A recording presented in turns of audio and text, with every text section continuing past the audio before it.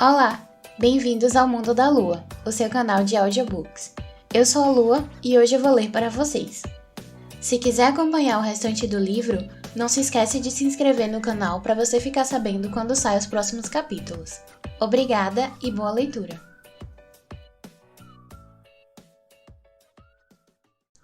Capítulo 9 Osaka, 1949.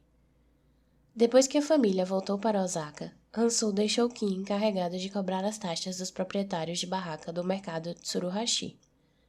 Em troca, os homens de Hansu davam aos proprietários proteção e apoio. Naturalmente, ninguém queria pagar essas taxas, que não eram nada insignificantes, mas não havia muita escolha. Nas raras ocasiões em que alguém chorava miséria ou cometia a tolice de se recusar a pagar, Hansu mandava outros homens no lugar de Kim para resolver a situação. Para os comerciantes, os pagamentos eram uma prática estabelecida havia muito tempo, apenas mais um dos custos de manter o negócio. Todos que trabalhavam para Hansu tinham que transmitir a imagem adequada da organização. Os homens que trabalhavam para ele, tanto japoneses quanto coreanos, se esforçavam para ser discretos, evitando atrair qualquer tipo de atenção negativa desnecessária. Exceto por sua miopia, corrigida pelos óculos grossos, Kim era um homem de aparência agradável, humilde, trabalhador e educado. Hansu preferia que ele se encarregasse da cobrança, porque era eficaz e sempre muito gentil. Ele era a embalagem limpa de um trabalho sujo. Era noite de sábado, e Kim havia acabado de recolher os pagamentos da semana.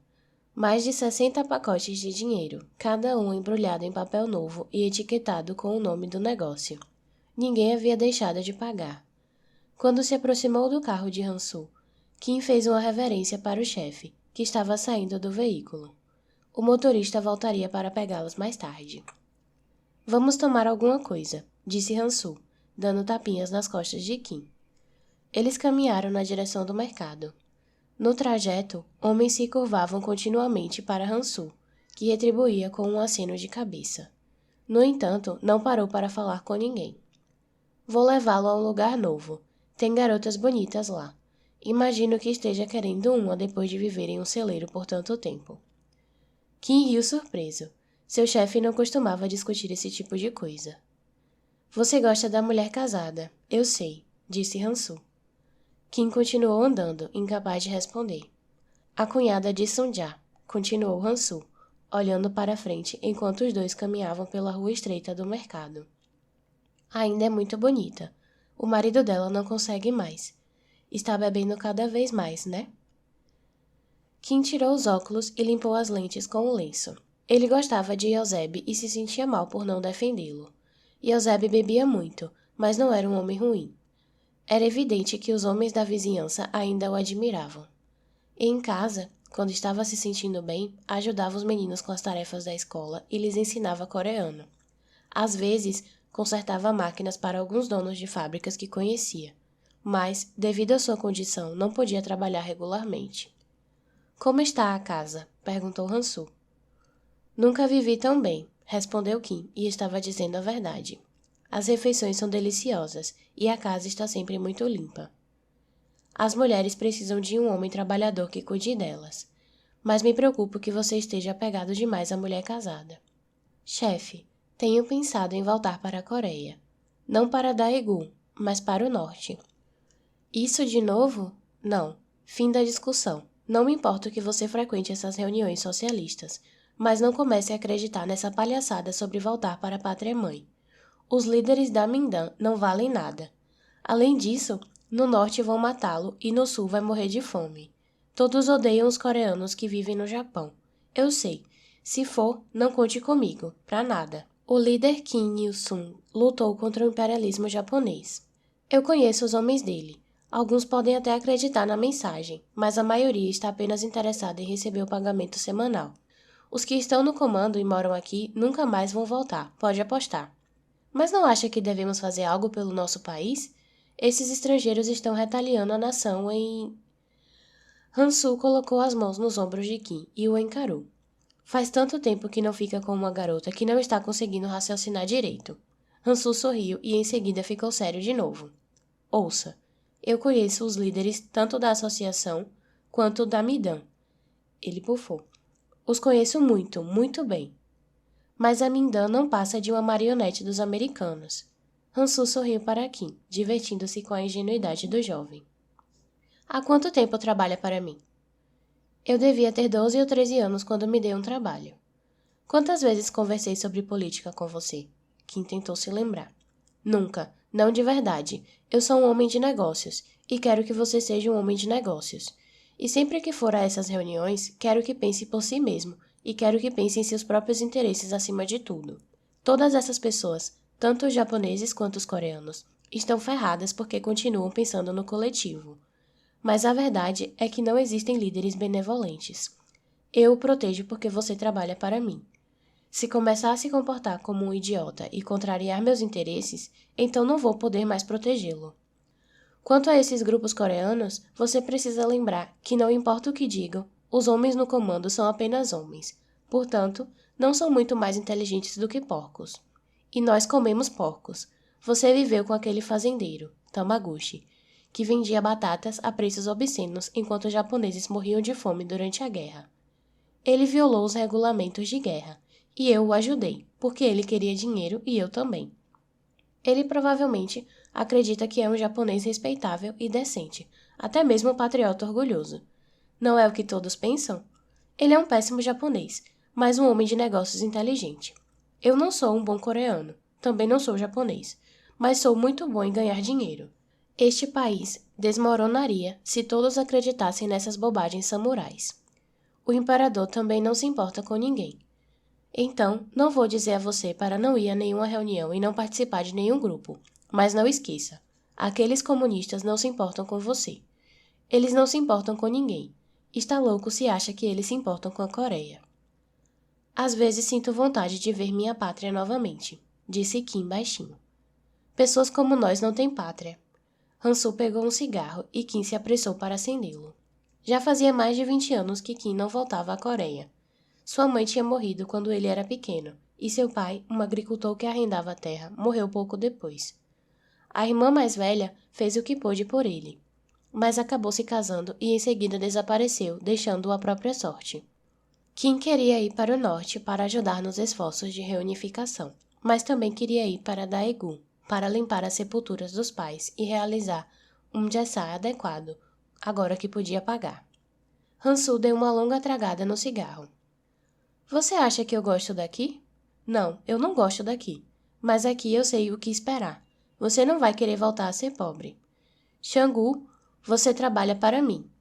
Tem comida e dinheiro suficientes, então começou a ter ideias. Isso é normal. O patriotismo é apenas uma ideia, assim como o capitalismo ou o comunismo. Mas ideias podem fazer os homens esquecerem seus próprios interesses. E aqueles que estão no comando exploram os que acreditam demais em ideias. Você não pode resolver os problemas da Coreia. Nem uma centena de homens como você ou eu seriam capazes de resolver os problemas da Coreia. Os japoneses foram embora, e agora a Rússia, a China e os Estados Unidos estão brigando pelo nosso pequeno país de merda. Acha que pode lutar contra eles? Esqueça a Coreia. Concentre-se em algo que pode ter. Você quer a mulher casada? Ótimo. Então, livre-se do marido ou espere até ele morrer. Isso é algo que você pode resolver. Ela nunca vai deixá-lo. Ele é um fracassado. Não, ele não é, retrucou Kim, sério. E ela não é o tipo de mulher que simplesmente... Ele não conseguiu mais falar. Podia esperar até Yoseb morrer, mas era errado desejar a morte de um homem. Kim Xangu acreditava em muitas coisas, inclusive na ideia de que uma esposa deve ser fiel ao marido. Se deixasse um homem arruinado, Kyung-hee seria menos digna de sua devoção. No fim da rua, Hansu parou e inclinou a cabeça indicando um bar de aparência simples. Você quer uma garota agora ou quer voltar para casa e desejar a esposa de outro homem? Kim olhou para a maçaneta da porta e a abriu, deixando o chefe entrar antes de segui-lo. A nova casa em Osaka era mais sólida e 2 tatames maior do que a antiga. Tinha sido construída com tijolos, madeira, maciça e telhas. Como Hansu havia previsto, os bombardeios tinham destruído a casa original. Kyung-hee havia costurado a escritura no forro de seu melhor casaco, e quando chegou a hora, o advogado de Hansu fez com que o governo municipal reconhecesse os direitos de propriedade de Eusebe. Com o dinheiro que Tamaguchi lhes deu quando deixaram a fazenda, Eusebe e Kyung-hee compraram o lote adjacente, reconstruíram a casa com a ajuda da construtora de Hansu. Mais uma vez, Eusebe não disse a nenhum dos vizinhos que era o proprietário. Era sempre prudente parecer mais pobre do que se era. O exterior da casa era quase idêntico às outras residências na rua em que moravam em Caíno. A família tinha concordado que Kim deveria morar com eles, e quando Eusebe fez a proposta, ele não pôde recusar. As mulheres cobriram as paredes com papel de boa qualidade e compraram vidro forte e grosso para as pequenas janelas. Gastaram um pouco mais com tecidos mais nobres para fazer colchas e almofadas quentes e compraram uma mesa coreana baixa para as refeições e para que os meninos fizessem a lição de casa. Pela fachada, a casa aparentava não ser nada além de um barraco espaçoso, mas por dentro ela era excepcionalmente limpa e bem organizada, com uma boa cozinha, onde havia espaço suficiente para guardar os carrinhos de comida durante a noite. Havia um banheiro anexo, que podia ser acessado pela porta da cozinha. Yang-jin, Sung-ja e os meninos dormiam no cômodo central, que durante o dia servia como sala de estar. Eusebe e Kyung-hee dormiam no grande cômodo ao lado da cozinha, que servia de despensa, e Kim dormia no pequeno quarto da frente, cujas duas paredes eram feitas de portas de correr de papel. Os 7, 3 gerações e um amigo da família moravam na casa de Ikaino. Considerando o bairro em que estavam, as acomodações eram quase luxuosas. Tarde da noite, quando Kim finalmente voltou do bar, todos já estavam dormindo. Hansu havia pagado por uma garota coreana, excepcionalmente atraente, e Kim fora para um dos quartos dos fundos com ela. Depois, quis ir a uma casa de banhos, mas as casas vizinhas onde morava já estavam fechadas. Ele se lavou o melhor que pôde na pia perto do banheiro externo, mas ainda sentia o sabor ceroso do batom rosa da garota. A garota era jovem, 20 anos se tanto, e, quando não estava nos quartos dos fundos, trabalhava como garçonete. A guerra e a ocupação americana a haviam endurecido, como as outras garotas que trabalhavam no bar, e por ser tão bonita, já tinha estado com muitos homens. Atendia pelo nome de Jiná. Em um dos quartos reservados para clientes pagantes, Jiná fechou a porta e tirou o vestido de estampa floral. Ela não usava roupa íntima, seu corpo era comprido e delgado, com os seios redondos e altos de uma jovem que não precisava de sutiã, e as pernas magras de uma camponesa faminta. Ela se sentou no colo de Kim, esfregando-se de leve nele para deixá-lo duro. Em seguida, o conduziu cuidadosamente a um colchão vermelho no chão. Ela o despiu, o limpou habilmente com uma toalha quente e úmida, colocou um preservativo nele com a boca pintada. Fazia muito tempo desde a última vez que ele estivera com uma garota. Em toda a sua vida só havia estado com prostitutas, mas aquela era a que tinha o rosto e o corpo mais bonitos, e Kim entendia por que ela custava tão caro, embora não estivesse pagando dessa vez. Jiná o chamou de Opa e perguntou se ele queria penetrá-la, e ele fez que sim, espantado com a habilidade da garota, ao mesmo tempo encantadora e profissional. Ela o empurrou gentilmente para que ele se deitasse e subiu nos quadris dele, fazendo com que a penetrasse em um único movimento. Beijou a testa e os cabelos dele e deixou que enterrasse a cabeça entre seus seios enquanto transavam. Ele não sabia se a garota estava fingindo, mas ela parecia gostar do que estava fazendo, ao contrário das outras prostitutas que fingiam ser virginais. Não houve falsos protestos, e Kim estava tão excitado que gozou quase de imediato. Ela ficou deitada nos braços dele por um instante, em seguida se levantou para pegar uma toalha. Enquanto o limpava, disse que ele era bonito e pediu que voltasse para vê-la logo, porque ela ficaria pensando em sua enguia. Kim quase desejou passar a noite lá para se deitar mais uma vez com ela, mas Hansu estava esperando no bar, então ele prometeu voltar. No quarto, alguém já havia arrumado sua cama. Kim se deitou no colchão limpo de algodão engomado e imaginou os dedos delgados de Kyung-hee alisando os lençóis nos quais estava deitado. Como sempre, imaginou como seria fazer amor com ela. Uma mulher casada não se surpreenderia com o sexo, pensou, mas se perguntou se ela gostava do mesmo modo que Jiná parecia gostar. O que ele pensaria dela se fosse assim? No celeiro, sempre ia dormir antes das mulheres e ficava satisfeito com essa rotina, porque não suportava pensar em Eusébio se deitando com ela. Felizmente, no celeiro nunca ouviu ruídos, assim como não os ouvia na casa. Tinha certeza de que Eusébio não dormia mais com a mulher, e isso lhe permitia amá-la sem ter de odiá-lo. Dessa forma, ela também era dele. Hansu percebera seus sentimentos porque eram óbvios. Ele não conseguia resistir a observar seu rosto delicado, seus movimentos tranquilos e graciosos. Achava que se um dia pudesse estar com ela, morreria. Como seria dormir com ela todas as noites? Quando trabalhavam juntos no restaurante e quando ficavam a sós na fazenda, a ideia de não poder abraçá-la quase o deixava louco. O que o impedia de fazer isso era a certeza de que ela nunca corresponderia. Amava o marido e amava Jesus Cristo, seu Deus, em quem Kim não acreditava e que não permitiria que seus seguidores fizessem sexo fora do casamento. Kim fechou os olhos, desejando que Kyung-hee abrisse a fina porta de papel do quarto dele.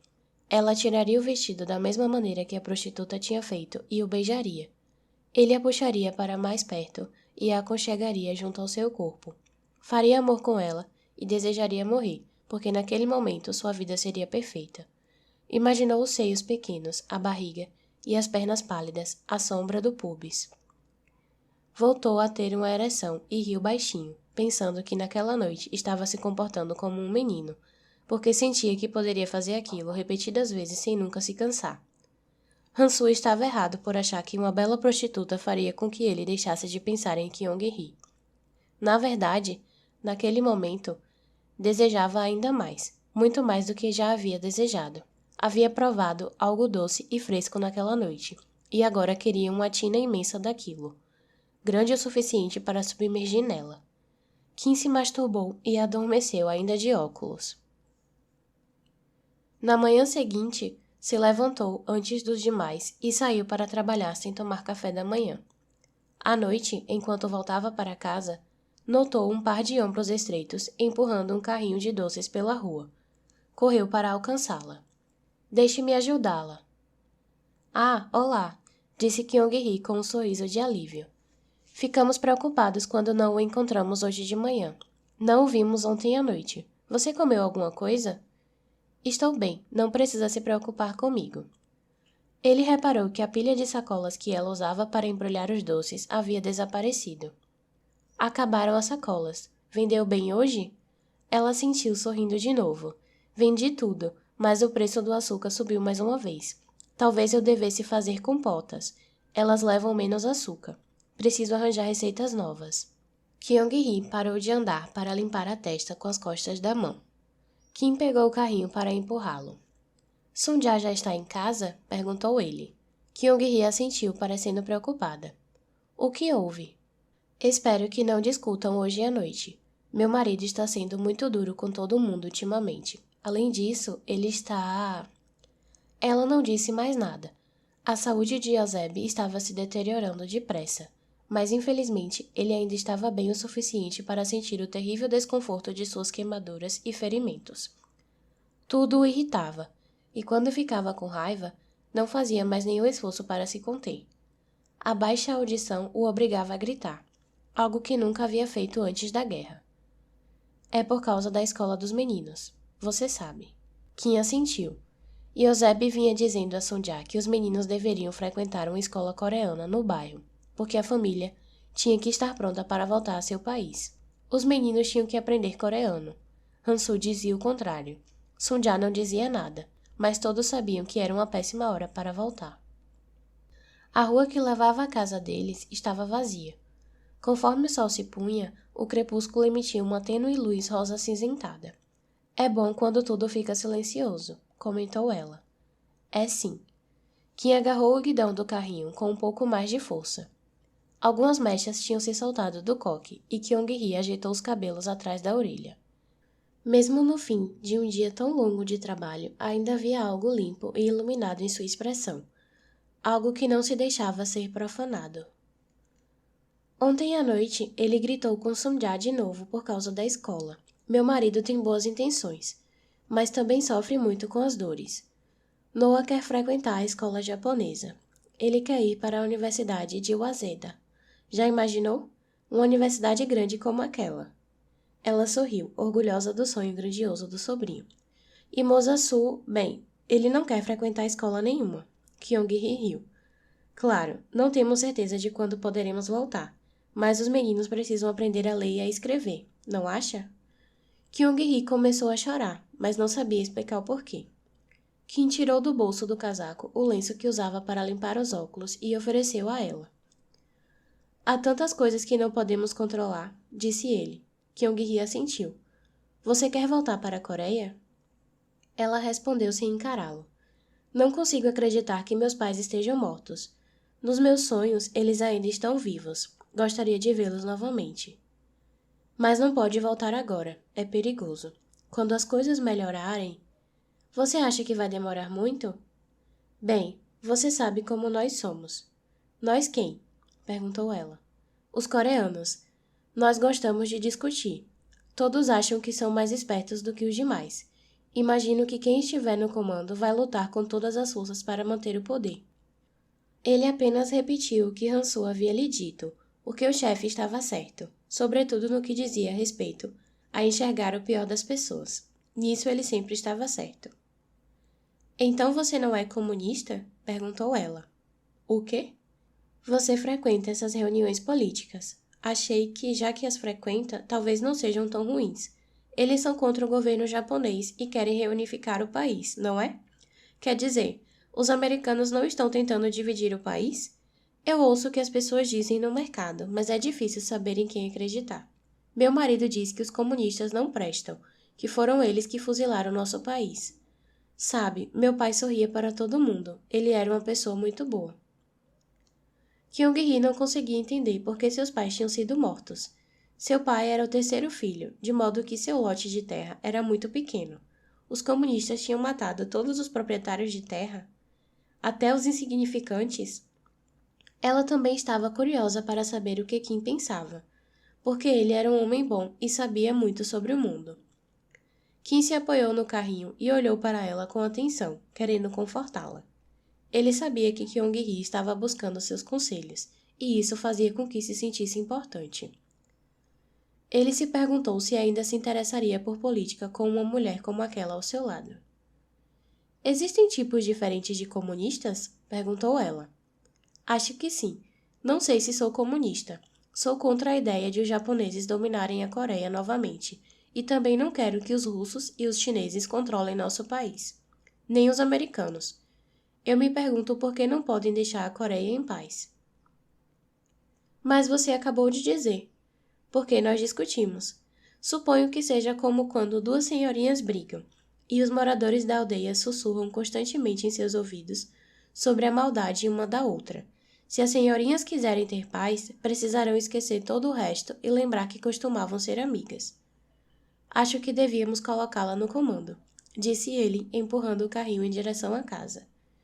Mesmo que tivesse sido apenas uma breve caminhada, estar com ela fazia com que se sentisse feliz, embora também o fizesse desejá-la ainda mais. Kim frequentava aquelas reuniões para sair de casa, porque às vezes ficar perto dela era insuportável. Morava lá porque precisava vê-la todos os dias. Ele a amava. Isso nunca ia mudar, pensou. Sua situação era impossível.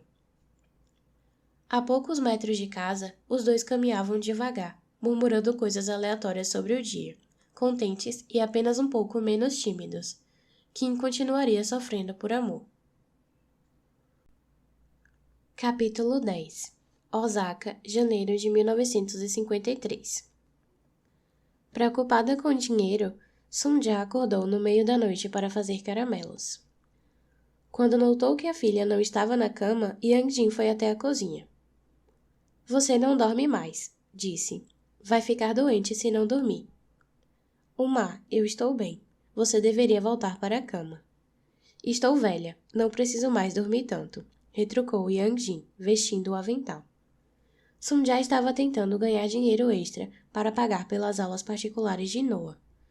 Ele havia sido reprovado nos exames de admissão da Universidade de Waseda por apenas alguns pontos e tinha certeza de que conseguiria passar na próxima tentativa se fizesse aulas particulares de matemática.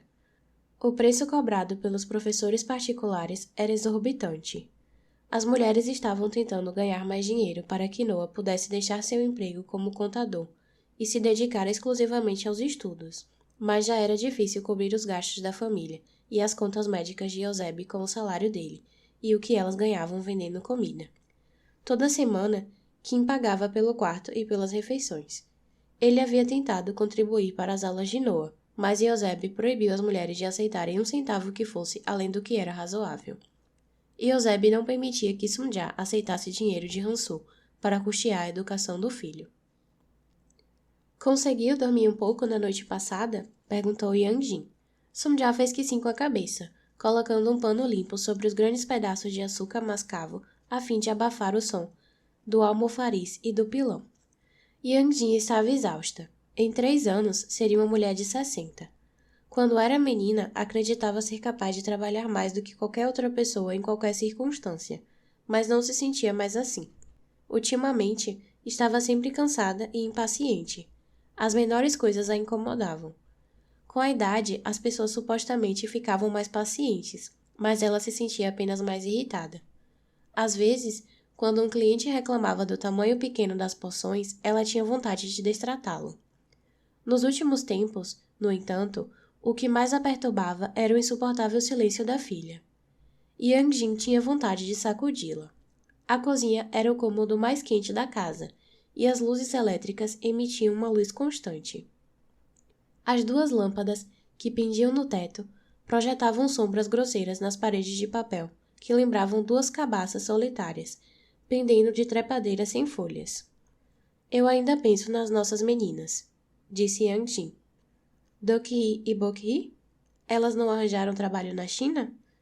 Eu não deveria ter deixado que elas fossem com aquela mulher de fala mansa de Seul. Mas as meninas ficaram tão empolgadas com a ideia de viajar para a Manchúria e ganhar dinheiro. Prometeram voltar quando estivessem ganhando o suficiente para comprar a pensão. Eram boas garotas. Sunja assentiu, lembrando-se da doçura das 2. Ela não conhecia mais pessoas assim. Era como se a ocupação e a guerra tivessem mudado a todos, e agora a guerra na Coreia estava piorando ainda mais as coisas. Pessoas que antes eram amáveis pareciam desconfiadas e insensíveis. Só restava a inocência nas crianças pequenas. No mercado, soube que as meninas que iam trabalhar em fábricas eram levadas para outro lugar e tinham que fazer coisas terríveis com soldados japoneses.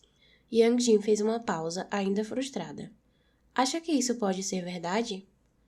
Sunja tinha ouvido as mesmas histórias e Hansu a alertara, em mais de uma ocasião, sobre os recrutadores coreanos que trabalhavam para o exército japonês e faziam promessas falsas de bons empregos, mas não queria que a mãe se preocupasse ainda mais. Moeu o açúcar o mais fino que pôde. E se as meninas tiverem sido levadas para isso? Perguntou Yang Jin. Nós não sabemos, sussurrou Sunja. Ela acendeu o fogo e colocou açúcar e água na panela. Foi o que aconteceu. Eu sinto. Yang Jin assentiu para si mesma. Seu apa ficaria tão triste por termos perdido a pensão. Aigu. E agora esse conflito na Coreia. Não podemos voltar, porque o exército recrutaria Noah e Mosasu. Não é isso? Sunja assentiu. Não podia deixar que seus filhos se tornassem soldados. Yang Jin estremeceu. A corrente de ar que penetrava pela fresta da janela arrepiou sua pele morena e ressecada. Então ela colocou um pano no parapeito. Puxou o colete de algodão gasto firmemente sobre as roupas de dormir e começou a moer açúcar para outra leva de caramelo, enquanto Sunja vigiava a panela borbulhante na chama baixa. Sunja mexeu o açúcar na panela até que caramelizasse. Busan parecia pertencer a outra vida em comparação com Osaka. Yeongdo, sua pequena ilha rochosa, permanecia impossivelmente fresca e ensolarada em sua memória, embora fizesse 20 anos que não colocava os pés lá. Quando Isaac tentou lhe explicar como era o céu, ela imaginou o lugar onde nascera como o paraíso, de uma beleza límpida e resplandecente. Até a lembrança da lua e das estrelas na Coreia parecia diferente da lua fria do Japão.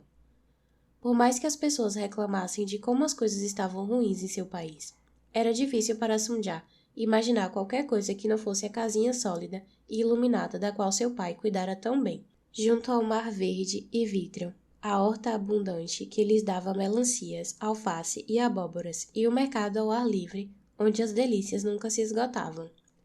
Quando morava lá, não tinha amado aquele lugar o suficiente. As notícias que chegavam da Coreia eram tão horríveis. Cólera, fome e soldados que sequestravam meninos, incluindo os muito pequenos, que sua exígua vida em Osaka parecia luxuosa, mesmo com as tentativas patéticas de conseguir dinheiro suficiente para mandar Noah para a universidade. Pelo menos estavam juntos, pelo menos podiam trabalhar para ter uma vida melhor.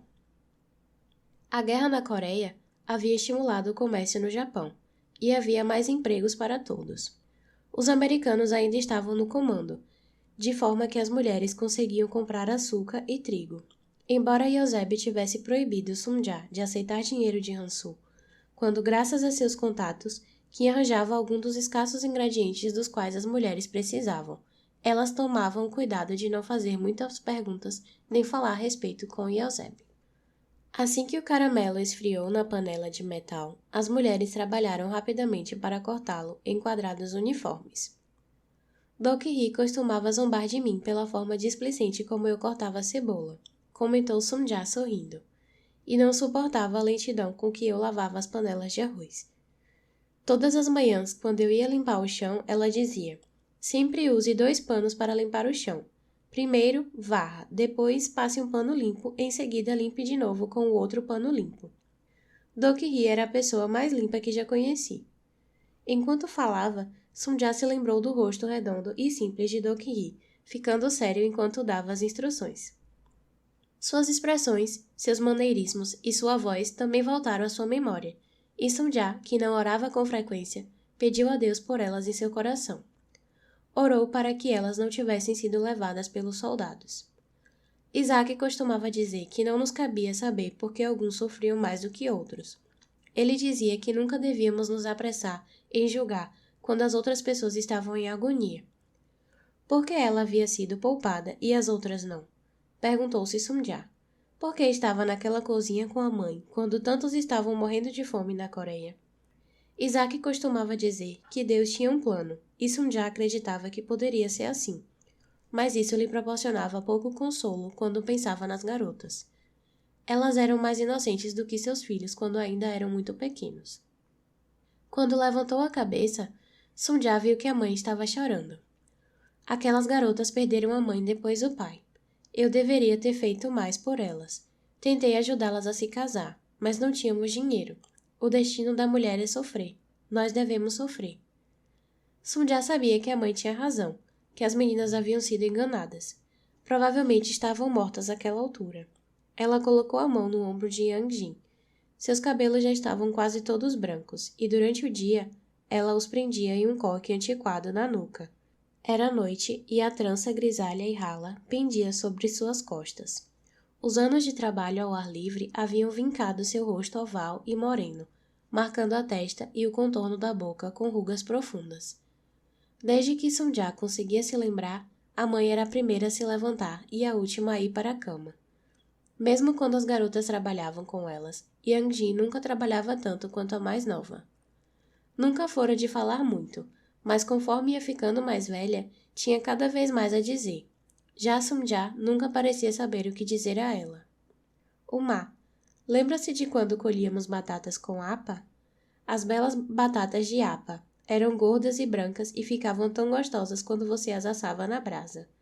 Não como batatas assim, desde aquela época. Yang Jin sorriu. Tinha havido épocas mais felizes. A filha não esquecera Rune, que tinha sido um pai maravilhoso. Embora muitos de seus bebês haviam morrido, mas eles tiveram Sunja. Ela ainda a tinha. Pelo menos os meninos estão seguros. Talvez seja por isso que estamos aqui. Sim. Yang Jin fez uma pausa. Talvez seja por isso que estamos aqui. Seu rosto se iluminou. Sabe, Mosasu é muito engraçado. Ontem ele disse que quer morar nos Estados Unidos e usar terno e chapéu, como nos filmes. Disse que quer ter 5 filhos. Sunja riu porque isso era a cara de Mosasu. Estados Unidos? E o que você disse? Eu disse a ele que tudo bem, desde que venha me visitar com seus 5 filhos. A cozinha cheirava a caramelo, e as mulheres trabalharam agilmente até a luz do sol inundar a casa. A escola era um pesadelo. Mosasu era alto para um garoto de 13 anos. Com ombros largos e braços musculosos, parecia mais viril do que alguns de seus professores. Como não sabia ler nem escrever no mesmo nível dos garotos de sua idade, apesar dos prodígios esforços de Noah para ensiná-lo, Musasu havia sido colocado em uma turma cheia de meninos de 10 anos. Ele falava japonês tão bem quanto os colegas. Na verdade, possuía uma grande agilidade verbal, que lhe era muito útil nas discussões constantes com os colegas mais velhos. Em matemática, conseguia acompanhar a turma, mas tinha uma dificuldade brutal de ler e escrever em japonês. Os professores diziam que era um coreano idiota, e Mosasu contava os minutos para aquele inferno acabar. Apesar da guerra e das privações educacionais, não havia terminado a escola, e quando não estava trabalhando, estudava para os exames de admissão na universidade. Nunca saía de casa sem um livro para estudar e um dos antigos romances em inglês que comprava com o livreiro. 6 dias por semana, Noah trabalhava para Roji-san, o japonês alegre que era proprietário da maioria das casas do bairro onde moravam. Corria o boato de que Roji-san era parte burakumin ou coreano, mas ninguém falava muito sobre a linhagem humilhante, já que ele era o dono das casas em que moravam. Era possível que o boato maldoso de que ele não era um japonês tivesse sido iniciado por um inquilino insatisfeito, mas Roji-san não parecia se importar. Como contador e secretário, Noah mantinha seus livros em excelente ordem e escrevia, em um japonês elegante, cartas aos departamentos municipais em nome do chefe. Apesar dos sorrisos e piadas, Roji-san era implacável quando se tratava de cobrar o dinheiro do aluguel. Pagava muito pouco a Noah, mas o rapaz não reclamava. Poderia ganhar mais trabalhando para coreanos nos negócios de pachinko ou nos restaurantes Yakiniku, mas não queria isso. Ele queria trabalhar em uma empresa japonesa e fazer trabalho administrativo. Como quase todos os empresários japoneses, Roji-san não costumava empregar coreanos, mas seu sobrinho tinha sido professor de Noah na escola. E Roji-san, um homem que sabia encontrar boas barganhas, contratou aquele que seu sobrinho lhe recomendou como seu aluno mais brilhante. À noite, Noah ajudava Mosasu com os deveres da escola, embora ambos soubessem que era inútil, já que Mosasu não tinha nenhum interesse em memorizar os kanji. Como seu sofrido tutor, Noah se concentrava em ensinar o irmão a somar e escrever o básico. Com uma paciência admirável, nunca ficava chateado quando Mosasu se saía mal nas provas. Ele sabia como era para a maioria dos coreanos na escola. Quase todos abandonavam os estudos, e ele não queria que isso acontecesse com Mosasu. Por isso não se concentrava nas notas das provas. Inclusive, pedia ao tio Yosebi e à mãe que não se aborrecessem com os boletins do irmão. Ele dizia que o objetivo era garantir que as habilidades de Mosasu fossem superiores às da média dos trabalhadores. Se Noah não tivesse se esforçado tanto e não tivesse lhe ensinado com tanto empenho, Mosasu teria feito o que quase todos os outros meninos coreanos do bairro faziam em vez de ir à escola. Recolheria sucata para vender, procuraria comida podre para os porcos que as mães criavam em casa ou, pior, teria problemas com a polícia por causa de pequenos delitos. Aluno dedicado, depois de ajudar Mosasu, Noah estudava inglês, com um dicionário e uma gramática. Nessa hora, invertiam-se os papéis e Mosasu, que se interessava mais por inglês do que por japonês ou coreano, ajudava o irmão mais velho a ampliar o vocabulário, sabatinando Noah sobre palavras e expressões em inglês. Na horrível escola local, Mosasu se sentava nos fundos e ficava sozinho durante o almoço e o recreio. Havia mais 4 coreanos na turma, mas todos usavam o nome japonês e se recusavam a falar de sua origem, especialmente na presença de outros coreanos. Mosasu sabia quem eles eram, porque moravam em sua rua e ele conhecia suas famílias. Todos eram mais novos, tinham apenas 10 anos. Então Mosasu se mantinha longe deles, sentindo ao mesmo tempo pena e desprezo. A maioria dos coreanos no Japão tinha pelo menos 3 nomes. Mosasu era Mosasu Boku, a forma japonesa de Moses Baek, e raramente usava seu sobrenome japonês, Bando. Utsumei que aparecia nos documentos escolares e na residência. Com o primeiro nome de sua religião ocidental, o sobrenome obviamente coreano e seu endereço do gueto, todos sabiam o que ele era. Não fazia sentido negar. Os garotos japoneses o ignoravam, mas Mosasu não dava a mínima. Antes, mais novo, costumava se irritar quando zombavam dele, embora muito menos do que Noah, que compensava superando os colegas de classe nos âmbitos acadêmico e esportivo. Todos os dias, antes do início e após o término das aulas, os meninos maiores gritavam para Mosasu: "Volte para a Coreia, seu idiota fedorento." Quando havia muitos deles, Mosasu continuava andando. Quando eram apenas um ou dois, ele os golpeava o mais forte que podia até arrancar sangue. Mosasu sabia que estava se tornando um dos maus coreanos. Os policiais prendiam coreanos com frequência por roubar ou destilar álcool em casa. Toda semana, alguém em sua rua tinha problemas com a polícia. Noah costumava dizer que porque alguns coreanos violavam a lei, todos pagavam o preço. Em todas as ruas de Ikaino havia um homem que batia na esposa e meninas que trabalhavam em bares, onde, segundo os rumores, aceitavam dinheiro em troca de favores. Noah argumentava que os coreanos tinham que mudar essa imagem trabalhando mais e sendo pessoas melhores. Mosasu só queria bater em todos que diziam coisas maldosas a seu respeito. Em Ikaino havia velhas senhoras que xingavam e homens bêbados que dormiam fora de casa. Os japoneses não queriam que os coreanos morassem perto deles, porque não eram limpos, criavam porcos em casa e as crianças tinham piolhos. Além disso, diziam que os coreanos eram piores do que os burakumin, que os burakumin pelo menos tinham sangue japonês. Noah contou a Mosasu que seus antigos professores diziam que ele era um bom coreano, e Mosasu compreendeu que, com suas notas ruins e péssimas maneiras, esses mesmos professores pensariam que ele era um péssimo coreano. Então por que se importar? Se garotos de 10 anos achavam que ele era estúpido, tudo bem. Se achavam que ele era violento, tudo bem. Se fosse preciso, arrancaria todos os dentes deles. Vocês acham que eu sou um animal, pensava Mosasu. Então posso ser um animal e machucá-los. Ele não tinha intenção de ser um bom coreano. Qual era o sentido disso? Perto da primavera, alguns meses antes do fim da guerra na Coreia, um novo garoto de Kyoto ingressou em sua classe. Ele tinha 11 anos, prestes a completar 12. Haruki Totoyama era obviamente um garoto pobre, a julgar pelo uniforme surrado e pelos sapatos gastos. Também era magro e míope. Tinha um rosto pequeno e triangular, e poderia ter sido aceito pelos demais se alguém não tivesse espalhado que ele morava na rua, que ficava no limite entre o gueto coreano e o bairro onde moravam os japoneses pobres. Boatos de que Haruki era burakumin logo se espalharam, embora ele não fosse. Em seguida, descobriram que Haruki tinha um irmão mais novo cuja cabeça tinha a forma de um melão amassado. Apesar de ser japonesa, a mãe de Haruki não conseguira arranjar nenhum lugar melhor para eles morarem, porque muitos dos proprietários japoneses achavam que a família era amaldiçoada.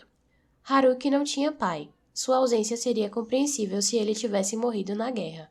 Mas a verdade era que quando seu irmão nasceu, o pai olhou para o filho e os abandonou. Ao contrário de Mosasu, Haruki queria ser aceito e se esforçava muito, mas nem mesmo os garotos mais pobres lhe davam uma chance. Ele era tratado como um animal doente. Os professores, que seguiam o exemplo dos alunos populares, mantinham distância de Haruki.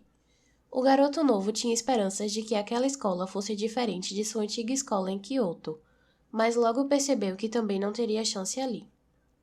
Na hora do almoço, Haruki se sentava na extremidade da longa mesa, com 2 assentos vazios de cada lado, como parênteses invisíveis, enquanto os outros garotos de uniformes escuros se apinhavam lado a lado, como uma fileira apertada de grãos de milho pretos. Não muito longe da mesa, Mosasu, que sempre se sentava sozinho, observava o garoto novo, que de vez em quando tentava dizer alguma coisa aos demais, embora, é claro, nunca recebesse resposta. Depois de um mês disso, Mosasu finalmente disse algo a ele no banheiro. "Por que tenta fazer aqueles garotos gostarem de você?" perguntou. "Que alternativa eu tenho?" respondeu Haruki. "Você pode mandá-los à merda e seguir com a sua vida, como eu." "E que tipo de vida você tem?" perguntou Haruki. Não pretendia ser antipático, queria apenas saber se havia alternativa.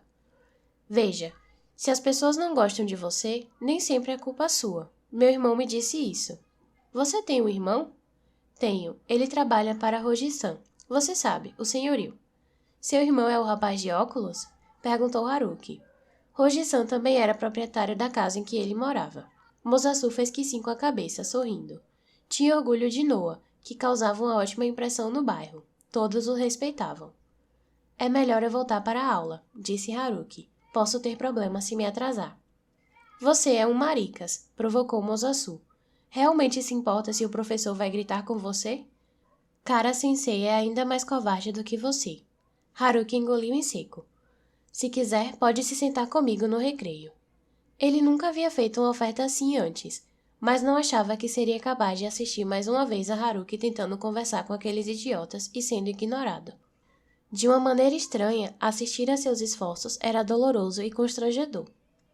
Sério? Disse Haruki sorrindo. Mosasu assentiu, e mesmo depois de adultos, nenhum dos dois jamais esqueceu como se tornaram amigos.